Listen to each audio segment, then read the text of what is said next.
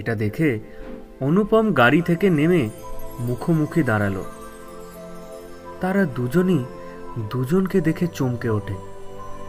অনুপমের মুখ থেকে একটা শব্দ বেরিয়ে আসে, অবন্তিকা। আরে অনুপম না, তুই এখানে এত রাতে কি করছিস?